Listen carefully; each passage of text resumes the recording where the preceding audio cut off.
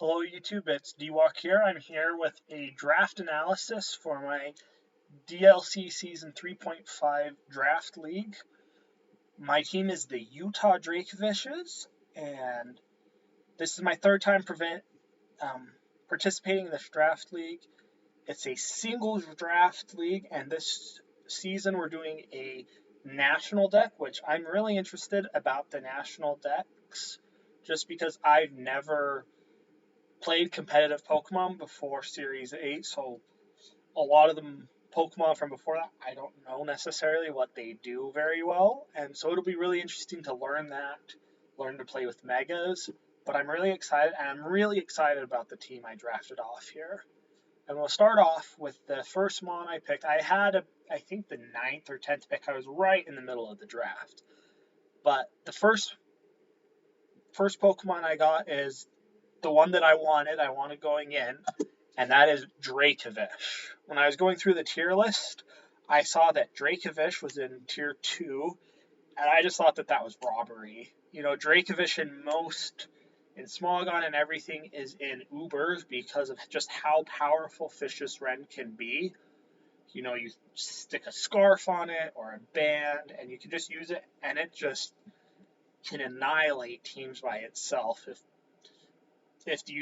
they don't have a specific counter for it. And so I thought that going in Dracovish was a really good Mon for me to pick up. It was really important for me. It's probably one of my favorite Pokemon, hence it's my mascot. And so I picked up Dracovish 1. You know, most people, I'll probably run a choice set. It has 2 good abilities. It has Strong Draw and Sand Rush, which both can be very useful depending on team composition. So I just went off, and yeah. And then my next 2 picks, I actually picked Pokemon that I thought were really strong against Dracovish. Having Dracovish on my team, my next 2 picks were actually Pokemon I didn't want to face having Dracovish on my team. And the next one is Rollaboo. And not only, you know, Rollaboo, because it gets Grassy Terrain, Grassy Glide priority, if I was going up against Rillaboom, I would get destroyed with Dracovish. And as well, Rillaboom is one of the best grassy terrain setters. It has great attack. Grassy Glide gives it one of the best priority moves in the game, and reliable. So it just reliable, strong damage. It gets gets knockoff. It gets earthquake. It gets some other moves that will give it some good utility. U-turn is another one that's great. But I just feel like Rillaboom is a really strong physical attacker, help with terrain control, and like I said, it boosts up, and it just helps support the rest of my team. And then the next Pokemon I got is Reggie Likey from Tier 4, which again, I thought that Tier 4 was very low for Reggie Likey. It's the fastest Pokemon in the format, and so I can guarantee to speed anything, to outspeed anything. Has good attack and special attack, so you can run physical or special sets on it. Choice items, focus sash. There's a lot of screens. There's a lot of utility that Reggie Likey can provide. And again, because it is so fast, it outspeeds Dracovish, which again, I wanted to take away other people's answers to Dracovish. And so that brought me to Reggie Likey for my next turn. And so this pick, we're about three picks into the draft, and I feel like I have a very strong first 3 Pokemon. I'm still, like I said, a lot of this so far has been based around Dracovish.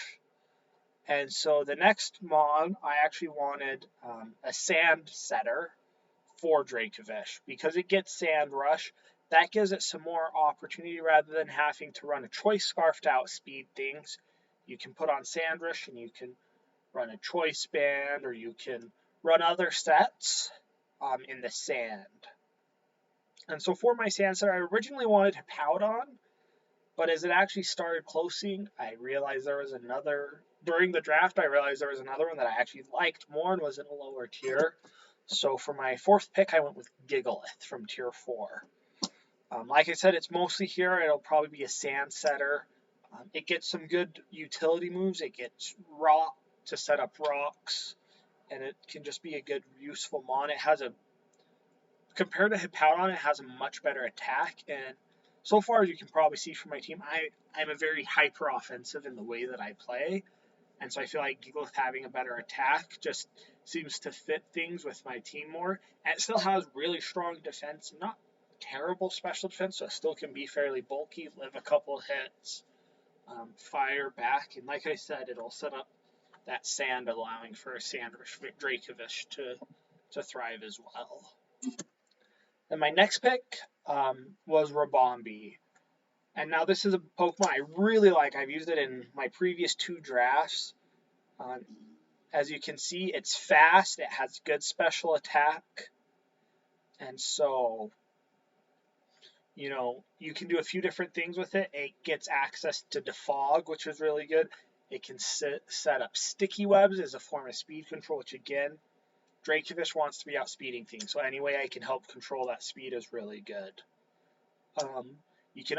You can also run Quiver Dance sets, and if people aren't, people may be expecting a more passive webs or defog usage, and you're able to just get off a Quiver Dance or 2 and can sweep through really quick. So I really like Rabonbi. Gives me a good fairy mon as well.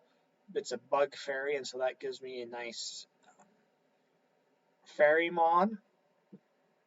At this point, I realize my whole team is quite weak to ground, other than Rollaboo, which is really good against ground, but everything else is weak to, ground. And so I wanted a flying mon, and I stayed in tier 3 and went with Moltres. Moltres, again, a really strong mon. Also gets access to Defog, has good special attack and decent speed. You can throw on heavy-duty boots if it's a team I have to worry about rocks with. If not, I can use it more offensively, and it has good bulk, good attack. It just seems like a really good utility mon to kind of fit in as needed, and it gives me a good fire type as well. Fire and flying, both types I don't have yet, and so that just gives me some more offensive options, as well as a good is another option for defogging to help with those hazards. And my next pick, I went with Dorache, which again, I love Dorache. Base 100 across the board. Psychic Steel is a pretty good type, not the best defensively, but offensively it offers some good coverage. And Dorache just has so many moves it can use. Has a huge move pool. I can run it physical, special, bulky, fast. You could run a super fast Iron Head. It gets access to Serene Grace as its ability. So you put on Iron Head and you have a 60% chance for flinches, which just is amazing. And so I really like Dorache. I've had it in previous drafts, and it's just a really strong mon that can be used in a whole bunch of different ways. And I didn't have a steel mon. I always think it's important to have a steel Pokemon, and Dorache fit that role quite well in this team. Another offensive option, kind of sticking with that hyper-offensive theme. And as you may have noticed, I haven't gotten a Mega at this point. And the reason being, after the first about 3 rounds, most people had picked their Megas. And so I knew that the Mega I wanted would be available towards the end of the draft, and so I'm still waiting on that. I decided to go with my Tier 5 pick for Ice-Q first, which is another Pokemon I really like to use. It's very niche in its role. There is good counterplay to it. You just need special attackers and you can do it. But, against the right team, if they're primarily physical or if I can get it in, and I can just get it in and set up a belly drum and, it can sweep through an entire team by itself. Like I said, it has to be put in the right position and everything, but if you can get it in that position, it can be game over, especially if you can eliminate early, maybe some of the threats to it. It can just be a really solid mon. And as a Tier 5 pick, it's maybe not something you use all the time, but I really think that Ice-Q can be a good option, and it's something that's dangerous. You know, people as they're preparing, they're going to have to think about Ice Cube because of how dangerous it is for the potential it has to belly drum and sweep through a team. And then I finally went with my Mega. As I mentioned, I don't like things that outsped Dracovish, even with a Scarf, and so Alakazam is one of those Mons, and it has a really high special attack, and so I wanted to get it off the board. And I also thought, you know, my whole team, it complements well with the rest of my team. You know, whether I get Sticky Webs out, some of those different rocks, hazards, and if I can get Megan, it's just a sweeper. You know, it's kind of the definition of a glass cannon. As you can see, 150 speed, 175 special attack. It just hits so hard, and yeah, it seemed like a really good Mega at the time.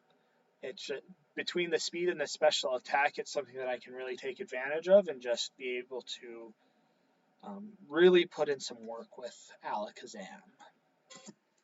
Now my next pick, I picked up Diancie from Tier 4. Now, originally I had wanted Mega Diancie, but I realized that that would probably go before I could draft it. And so then I started looking into normal Diancie, and it seemed like such a good pick.